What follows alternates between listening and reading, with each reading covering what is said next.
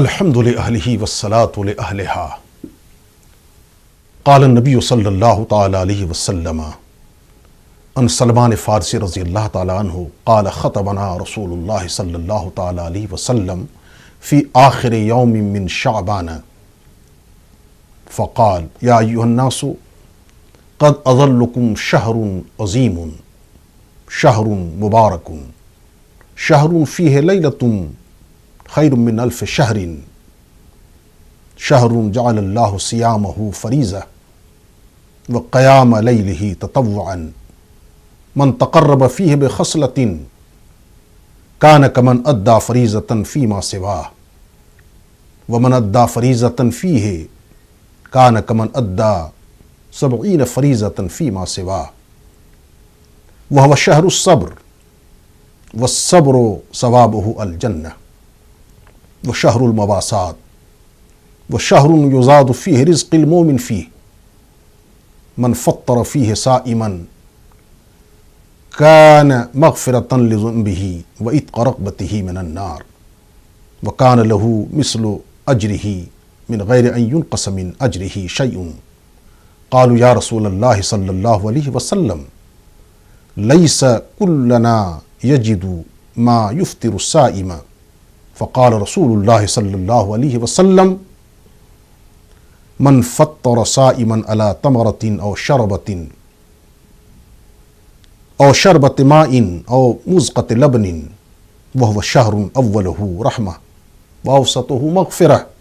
واخره عتق من النار من خفف عن مملوكه فيه غفر الله له واعتقه من النار واستكثر فيه من 4 خصال خصلتين ترضون بهما ربكم وخصلتين لا غناء بكم عنهما فأما الخصلتان اللتان ترضون بهما ربكم فشهادة أن لا إله إلا الله واستغفرونه وأما الخصلتان اللتان لا غناء بكم عنهما فتسألون الله الجنة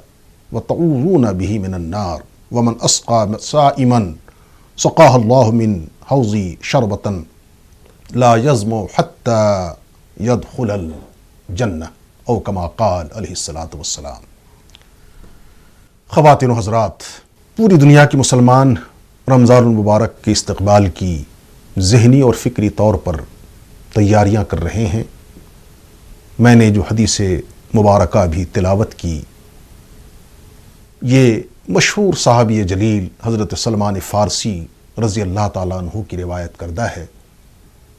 اور احادیث کی تقریباً تمام کتابوں میں اس کے مختلف ٹکڑے الگ الگ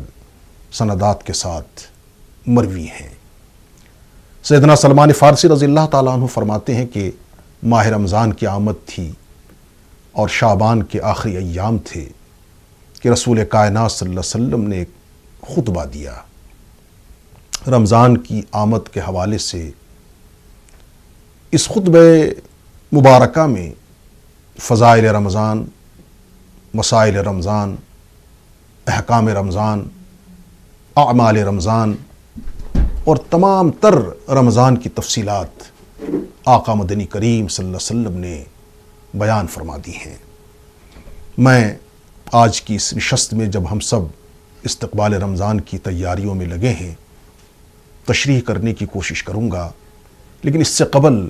2-3 بنیادی باتیں اپنے تمام ناظرین، سامعین، اہل اسلام سے عرض کرنا چاہوں گا کہ وہ ذہن نشی کرنے کی کوشش کریں۔ پہلی بات یہ ہے کہ رمضان کی آمد سے قبل چاند دیکھنے کا اہتمام کیا جائے۔ یہ بھی رسول کائنات صلی اللہ علیہ وسلم کی ایک عظیم سنت ہے۔ آپ بے چین رہتے تھے، بے قرار رہتے تھے کہ رمضان کا استقبال کریں اور چاند کو دیکھ کر مسلمانوں کو، اہل اسلام کو، صحابہ کرام کو مبارکباد پیش کریں، چونکہ رمضان جیسا عظیم الشان مہینہ، جس کے بارے میں عرض کرنا چاہوں گا کہ تنہا یہ مہینہ ہے رمضان جس کا تذکرہ قرآن کریم میں نام لے کر کیا گیا ہے، اور بہت ہی خوبصورت انداز میں، تحمیدی انداز میں، تعریفی اور توصیفی انداز میں۔ ظاہر ہے اس سے اس ماہ رمضان کی عظمت کا اندازہ ہوتا ہے۔ چنانچہ ارشاد ربانی ہے، شہر رمضان الذی انزل فیہ القرآن ھدی للناس وبینات من الھدی والفرقان، کہ رمضان وہ عظیم المرتبت مہینہ ہے جس میں قرآن کریم جیسا آفاقی، دائمی، ابدی، سرمدی قانون الہی کا نزول اجلال ہوا۔ بزرگوں، رمضان المبارک کی آمد کے ساتھ ہی امہات المومنین ہماری ماں حضرت عائشہ صدیقہ رضی اللہ تعالی عنہا روایت فرماتی ہیں کہ رمضان کی آمد ہوتی، چاند نظر آتا تو رسول رحمت صلی اللہ علیہ وسلم کے مبارک چہرے کا رنگ متغیر ہو جاتا، یتغیر لونہ۔ ہم نے عرض کیا، یا رسول اللہ صلی اللہ علیہ وسلم، یہ کیا بات ہے؟ رمضان کی آمد ہوتی ہے تو مبارک چہرے کا رنگ فق ہو جاتا ہے، زردی چھا جاتی ہے۔ ارشاد فرمایا، عائشہ، اس بات کا ڈر لگا رہتا ہے کہ کہیں اس عظیم المرتبت مہینے کے حق کی ادائیگی میں کہ کوئی کوتاہی اور کوئی کمزوری نہ رہ جائے۔ ظاہر ہے رسول رحمت صلی اللہ علیہ وسلم جو کائنات کے امام ہیں، محبوب کبریا ہیں، امام الانبیاء ہیں، رمضان کی آمد کے ساتھ آپ کی حالت ہو جائے تو امت کو کس انداز سے ماہ رمضان کا اہتمام اور خیال رکھنا ہے۔ یہی وجہ ہے رسول رحمت صلی اللہ علیہ وسلم نے ایک اور مرحلے پر ارشاد فرمایا کہ اگر میری امت کو یہ معلوم ہو جائے کہ رمضان کیا ہے تو اس بات کی وہ تمنا کرنے لگے کہ پورا سال رمضان ہی ہونا چاہیے، ہر روز روزہ ہی ہونا چاہیے۔ لیکن یہ قانون قدرت ہے، اللہ تعالیٰ کی مشیت ہے کہ کچھ خاص ایام، کچھ خاص شب و روز، کچھ خاص لمحات، ان کی اہمیت اور افادیت اللہ کے حضور دو چند اور بلکہ ہزار چند اور لاکھ چند سے بھی زیادہ ہو گئی ہے۔ یہی حال ماہ رمضان کا ہے۔ ماہ رمضان کی عظمت کو ہمارے لاکھوں سننے والے اس طرح بھی سمجھ سکتے ہیں کہ اس ماہ مقدس کا نام قرآن کریم کے علاوہ رسول رحمت صلی اللہ علیہ وسلم جو اسلام کے شارح ہیں، شریعت کی شرح کرنے والے ہیں، قرآن کی تفسیر فرمانے والے ہیں، اللہ کی مرادات کو واضح کرنے والے ہیں، متعدد مبارک ناموں سے یاد فرمایا۔ مثلا ماہ رمضان کے بارے ارشاد ہوا کہ شہر القرآن، یہ رمضان قرآن کا مہینہ ہے۔ ظاہر ہے اس ماہ مقدس میں قرآن جیسی عظیم الشان خیر و برکت والی کتاب کا نزول ہوا ہے، اور نہ صرف قرآن کریم بلکہ احادیث مقدسہ سے معلوم ہوتا ہے کہ اللہ تبارک و تعالیٰ کی جتنی کتابیں ہیں آسمانی، چاہے وہ توریت ہو، زبور ہو، انجیل ہو، صحیفہ ابراہیم ہو یا دیگر کتب جن کے بارے ہمیں معلوم نہیں ہیں، ان سب کا نزول ماہ رمضان کے مقدس ایام میں ہوا ہے۔ تو ایک نام ماہ رمضان کا شہر القرآن، اور ایک نام رسول رحمت صلی اللہ علیہ وسلم نے فرمایا، اور اس کے راوی حضرت امام جعفر صادق رضی اللہ تعالیٰ عنہ ہیں، اہل بیت میں سے ہیں، خانواد رسول رحمت صلی اللہ علیہ وسلم میں سے ہیں۔ یہ روایت فرماتے ہیں کہ ماہ رمضان کو اللہ کے رسول صلی اللہ علیہ وسلم نے شہر اللہ سے تعبیر فرمایا کہ اللہ کا مہینہ، اور مشہور حدیث ہے رجب کے مہینے کو آقا علیہ السلام نے امت کی طرف منسوب کر کے فرمایا کہ رجب میری امت کا مہینہ ہے۔ شعبان کے بارے ارشاد ہوا کہ شعبان و شہری، شعبان میرا مہینہ ہے، اس کی اپنی ایک عظمت اور برکت ہے۔ اور پھر ماہ رمضان کے بارے ارشاد ہوا کہ رمضان و شہر اللہ تعالی۔ اندازہ لگایا جا سکتا ہے کہ جس مہینے کی نسبت خالق کائنات کی طرف ہو، جس مہینے کو منسوب رسول اکرم صلی اللہ علیہ وسلم کی ذات کی طرف کیا جائے،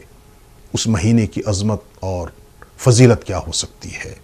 تو ایک نام رسول رحمت صلی اللہ علیہ وسلم کی ارشادات کی روشنی میں شہر اللہ۔ اسی طرح سے ماہ رمضان کو سید الشہور فرمایا کہ تمام مہینوں کے سردار، جس طرح سے جمعۃ المبارک ہفتے کے دنوں میں دنوں کا سردار، راتوں میں شب قدر، اسی طرح سے مہینوں میں سید الشہور،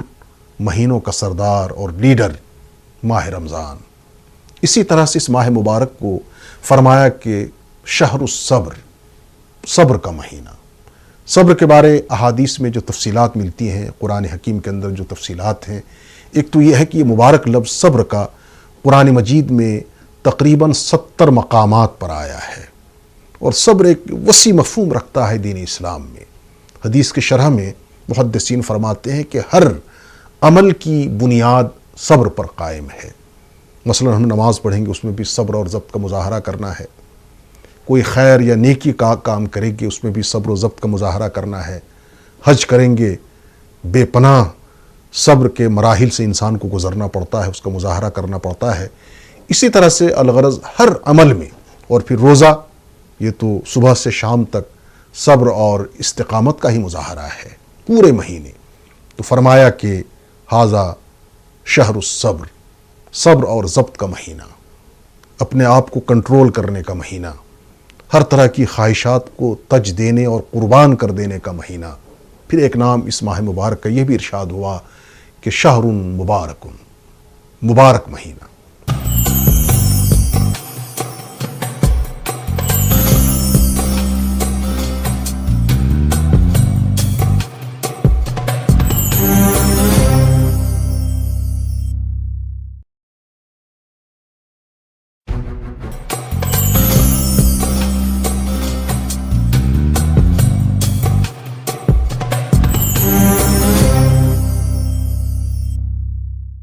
ظاہر ہے اس مہینے کی عظمت، میں نے جو حدیث سلمان فارسی خطبے کے اندر تلاوت کی ہے اس کی تو بھی تشریح کی نوبت نہیں آ رہی ہے، میں پہلے تمہیدی الفاظ ہی عرض کر رہا ہوں۔ شہر الصبر اور شہر المواسات، مواسات، ہمدردی، خیر خواہی، ایک دوسرے کا اچھا چاہنا، خدمت خلق، انسانیت نوازی، اس کا مہینہ ہے۔ شہر المواسات اسے فرمایا، شہر مبارک، مبارک مہینہ۔ خود آقا علیہ السلام نے اسی خطبے میں ارشاد فرمایا، قد اظلکم شہر عظیم، ایک عظیم المرتبت شہر مبارک، بابرکت مہینے نے تم سب پر سایہ فگن کیا ہے، سایہ ڈالا ہے۔ اس مہینے میں تمہیں کیا کرنا ہے اس کی تفصیل آگے آتی ہے۔ مزید ارشاد فرمایا کہ یہ مبارک مہینہ یہ شہر تقرب،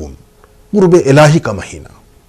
یعنی اللہ تعالیٰ کی قربت اس ماہ مقدس میں ایک مسلمان، ایک انسان حاصل کر سکتا ہے، روزہ رکھ کر، نمازیں پڑھ کر، قرآن حکیم کی تلاوت کر کے، منہیات سے بچ کر، معروف کا اہتمام کر کے،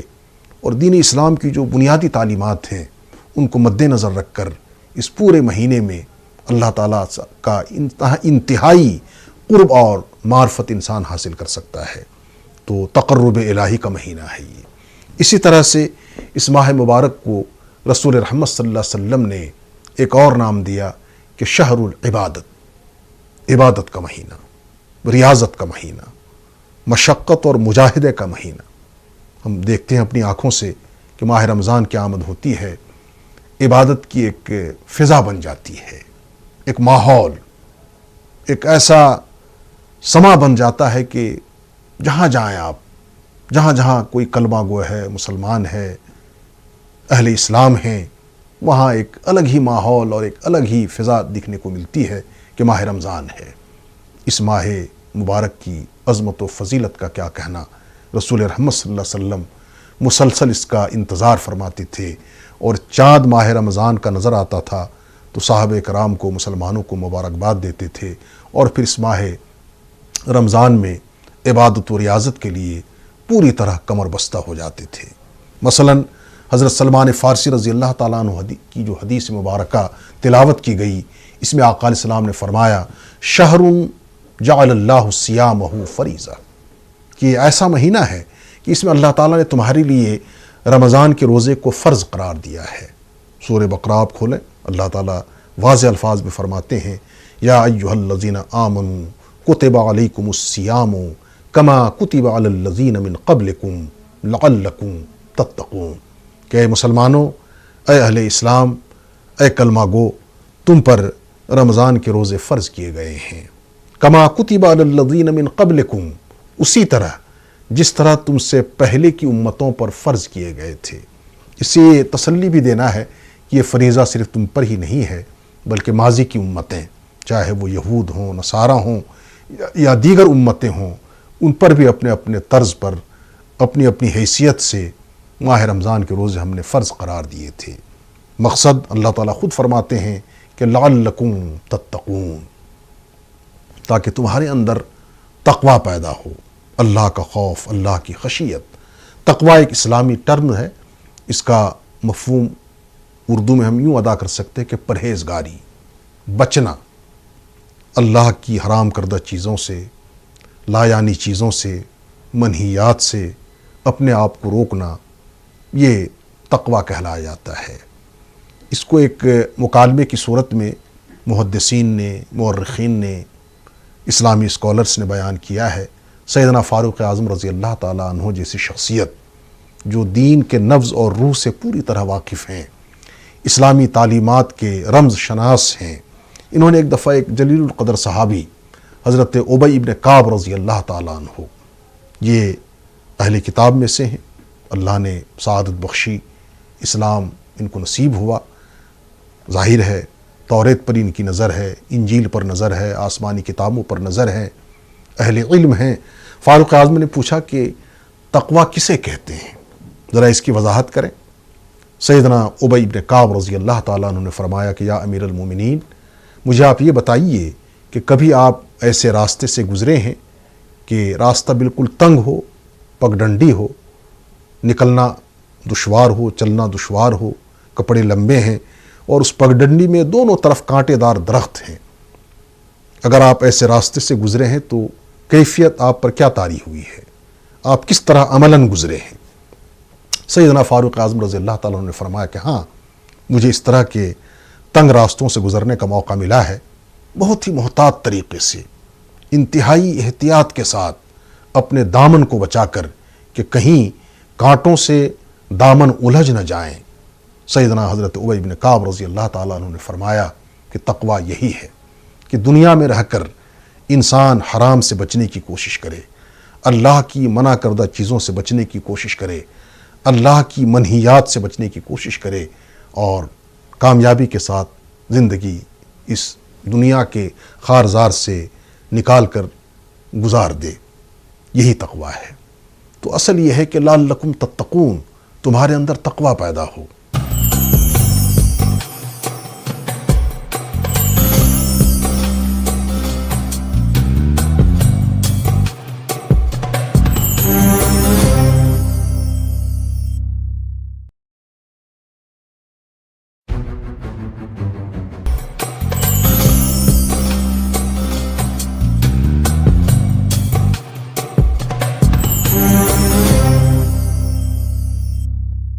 یہاں یہ بات بھی میں عرض کرنا چاہوں گا کہ اسلامی جو عبادات ہیں، ان تمام عبادات کی روح اور اس کی بنیاد اللہ کی خشیت، اس کا خوف اور تقوی ہے۔ روزہ انسان رکھے تو تقوی کا حصول ہے، نماز پڑھے تو تقوی حاصل کرنا ہے، زکوٰۃ دے تو تقوی ہی اس کے اندر کار فرما ہونا چاہیے، حج کرے تو تقوی کی کیفیت اس کے اندر پیدا ہو، قربانی دے تو تقوی اور خشیت الہی اس کے اندر پیدا ہو۔ یہ تمام چیزیں رمضان اور روزے کی روح کی حیثیت رکھتی ہیں۔ تو لعلکم تتقون، تمہارے اندر تقوی پیدا ہو۔ اور پھر اللہ کے رسول صلی اللہ علیہ وسلم نے آگے ارشاد فرمایا وَمَنْ أَدَّى فَرِيضَةً، کہ اس ماہ رمضان کی عظمت کو ملاحظہ کرو، اگر کوئی خوش نصیب ایک فرض ادا کرتا ہے تو اسے 70 فرض کے برابر ثواب ملتا ہے، سبحان اللہ۔ اور اگر کوئی خوش نصیب نفل ادا کرتا ہے تو اسے فرض کے برابر اجر و ثواب ملتا ہے۔ لمبی حدیث ہے، میں اس کا مختصراً ترجمہ کر رہا ہوں۔ ارشاد فرمایا کہ اولہ رحمہ، اس کے 10 دن رحمت کے ہیں، واوسطہ، اس کا دوسرا عشرہ، دوسرے 10 دن مغفرت کے ہیں، واخرہ عتق من النار، اور آخری 10 دن، آخری عشرہ جہنم سے آزادی کا ہے۔ اس کی شرح میں محدثین نے بڑی عجیب نکتہ آفرینی کی ہے اور صحیح فرمایا ہے کہ اصل میں 3 طرح کے لوگ ہوتے ہیں، 3 کیٹیگریز۔ ایک طبقہ لوگوں کا وہ ہے کہ وہ سراپا نیکوکار ہیں، ان کے لیے رحمت کا دروازہ ماہ رمضان کی آمد کے ساتھ ہی کھل جاتا ہے۔ دوسرا طبقہ ہے، کچھ نیکوکار ہیں، کچھ بدکار ہیں، کچھ اس میں نیکی ہے، کچھ برائی ہے، ان کے لیے مغفرت کے دروازے 10 دن گزرنے کے بعد کھلتے ہیں۔ اور تیسرا طبقہ لوگوں کا سراپا گنہگار، ہم جیسے ناہنجار، ایسے لوگوں کے لیے بخشش اور مغفرت کے دروازے آخری عشرے میں کھل جاتے ہیں۔ میں بڑے ادب سے عرض کرنا چاہوں گا کہ ماہ رمضان جو پورے جاہ و جلال کے ساتھ، حسن و جمال کے ساتھ ہم پر الحمدللہ سایہ فگن ہونے جا رہا ہے، اس کی دل سے قدر کریں، اہتمام کریں، وقت کو ضائع نہ کریں، قرآن و حدیث کی روشنی میں روزے کے جو حقوق ہیں اس کو ادا کرنے کی کوشش کریں، جو معمولات اس میں رسول رحمت صلی اللہ علیہ وسلم کی طرف سے بتائے گئے ہیں ان کا اہتمام کریں، نمازوں کا اہتمام کریں، اذکار و اوراد کا اہتمام کریں، درود پاک کا اہتمام کریں، دعاؤں کا اہتمام کریں، اور اسی کے ساتھ ساتھ ملت کے لیے، عالم اسلام کے لیے، عالم انسانیت کے لیے، سب کی صلاح و فلاح کے لیے دعا کریں کہ اللہ تعالیٰ ہماری تقدیر بدل دے، ہمارا مستقبل بدل دے، اسے درخشاں بنا دے، ہر طرح کی خوشیاں ہم میں سے ہر فرد کو ملے، بیماروں کو شفا اللہ تعالیٰ عطا فرما دے، کمزوروں کو قوت عطا فرما دے، بے روزگاروں کو روزگار عنایت فرما دے، جو جس مشکل اور پریشانی میں گھرا ہے باری تعالیٰ ماہ عظمت کے طفیل، ماہ رمضان کے صدقے میں، اس خیر اور برکت کے ایام کے صلے میں ہم سب کے تمام چھوٹے بڑے مسائل کو اپنے فضل و کرم سے رسول رحمت صلی اللہ علیہ وسلم کے صدقے اور طفیل حل فرما دے۔ وآخر الدعوانا ان الحمدللہ رب العالمین۔